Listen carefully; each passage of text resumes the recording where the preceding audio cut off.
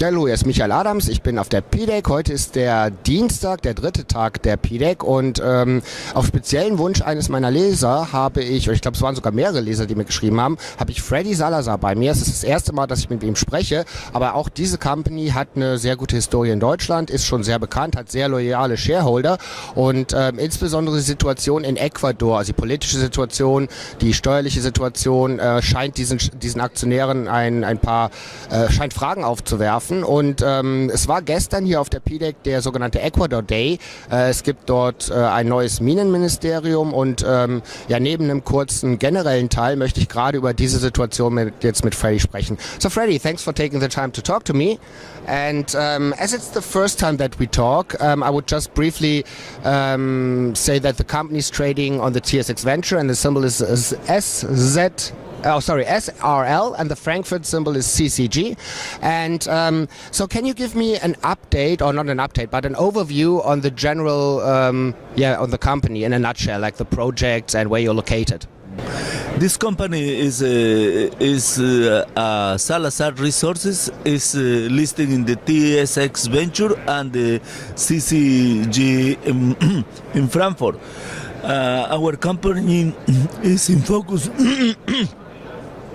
Our company is in focus in exploration in different parts in South America, but our main project is in Ecuador, is the Curipamba project, where we have identified a resource over 10 million tons with a grade 2.3% copper, 3 grams gold, 3% zinc and 55 grams silver.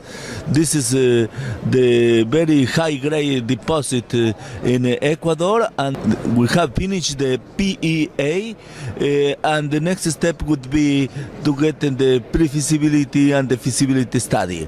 That is the plan for the company for the following years, but in addition, the company is in focus in exploration because Salazar is an exploration company, and now we are trying to explore in the north of Ecuador, in the Colombia country, trying to identify new projects, try to add value to our shareholders in Germany and in Canada. This is the target for the next year. Well, we have another project in Ecuador, Santiago, which it's a good gold values in surface, but we are going to drill by the end of this year or next year. That's the plan for the company, but we hope to get some good financing to explore more projects and add value to the shareholders. Okay, and that sounds interesting. Let's talk about your background. You're a geologist by education, and you have been credited with the discovery of Fruta del Norte, right? Yeah, well, I was involved in the discovery of Fruta del Norte because we show the investors in Ecuador what's the best place to invest, and I advised them that Fruta del Norte, where is Fruta del Norte, it's the best location for exploration, and Aurelian in that time started the exploration at this big discovery. Right, and the rumor was at that point in time is that Fruta del Norte was a really good project, but that you still kept the best project you have in your portfolio for your company Salazar, which is named after you. Is that right? Nobody knows because the deposits are underground and nobody knows what happened, but maybe it would be nice if we have a new big deposit for Salazar, but we are in focusing to make our jobs, to make good exploration, to make a good job, and finally you will get good results. Okay, perfect. So the main question of my viewers was about the situation in Ecuador, which is kind of tricky.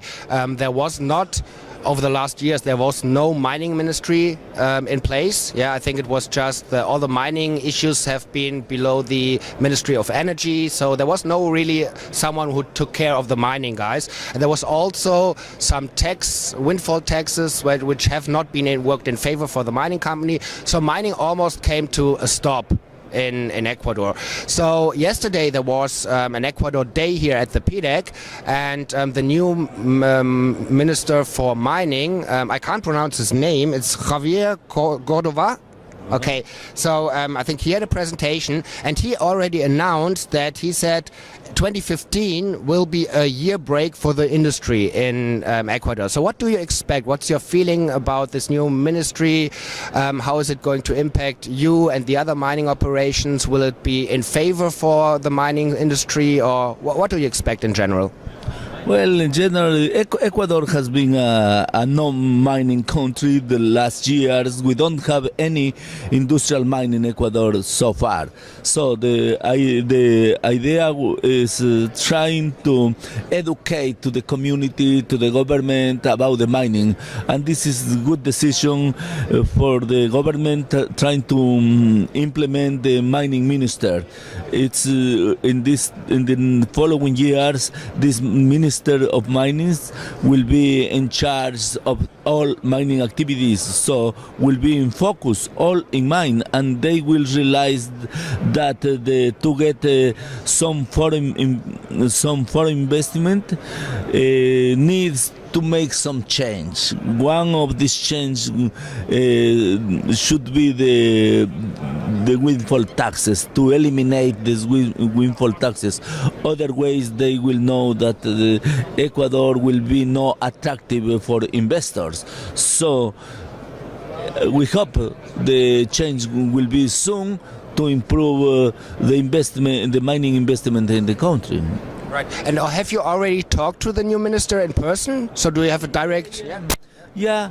We've been in touch with with Javier Cordova, who is a mining minister, and advising we need to change fast as soon as we can, because the mining industry in Ecuador needs change. He says, okay, Ecuador needs to simplify all the papers to get the permits to drill, permits to exploit. But I think the things improve in the future for the Ecuador. Okay, what's your idea, or what's your feeling about how long this will take until Ecuador has a real mining law and system that you can work with? Is that a year, 2 years, 5 years? What's your feeling? Of course, I'm not pinning you down. Well, nobody knows, but I guess that by end of this year, the Ecuador will implement some change in the mining law.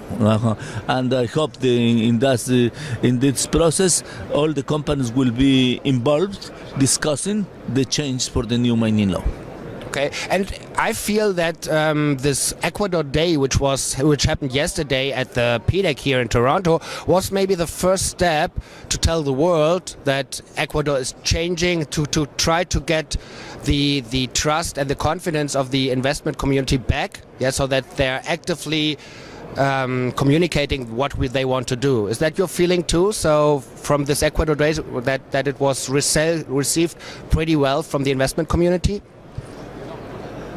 I think yesterday during the Ecuador Day in this PDAC was very successful. A lot of people, lot of interest in Ecuador, and Javier Cordova did a deal trying to implement this change.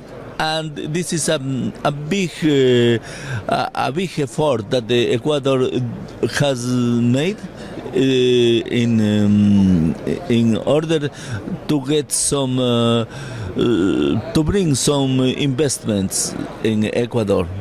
I think Ecuador changed its face, because at the beginning people don't trust in mining in Ecuador, and our president says, okay, it's anti-mining president, but now he's showing that he wants mining in Ecuador. Otherwise, the government will not be making this investment, bringing to the big team, trying to attract investment for Ecuador. Right, I agree. And so let's switch to back to the company. Have you been able to secure financing for your projects already, or will you need to raise more money in the next foreseeable future?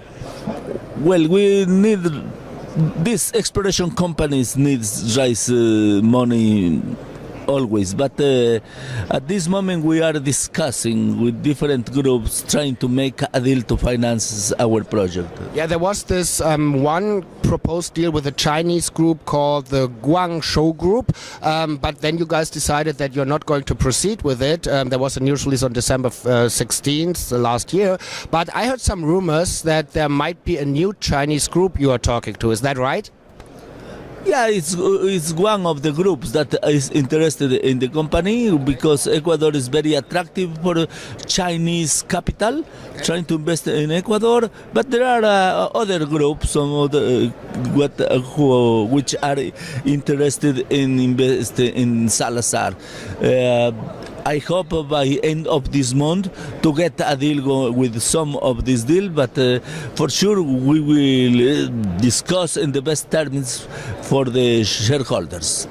Okay, perfect. Yeah, and that's my last question, actually, or my last comment. I read a little bit in the bull boards in Canada and also in Germany, and some of your shareholders in the past have not been happy with the shareholder communication, but you're aware of this, and there's some internal changes. I think your son is now taking care of the shareholder communication, so he has a very close link to you. So is that one of your goals for 2015 to better communicate what's going on in the company to your shareholders?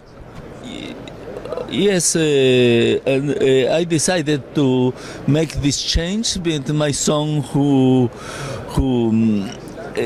knows everything internally for the company, for the familia, and would be in charge for investor relations for the following days, and we hope to get a better communication between the shareholders and the company, and update different staff in the company.